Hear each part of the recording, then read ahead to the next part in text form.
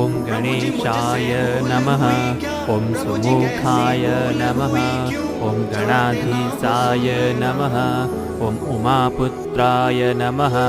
ॐ गजामुखाय नमः। ॐ लम्बोदराय नमः। ॐ हरपुत्राय नमः। ॐ शूर्पकर्णाय नमः।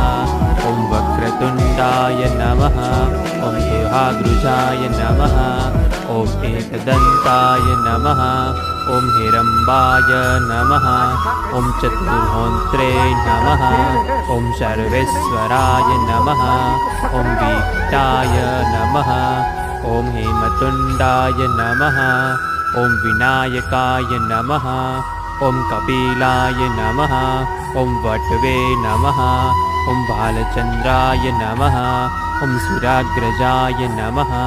ॐ सिद्धिविनायकाय नमः।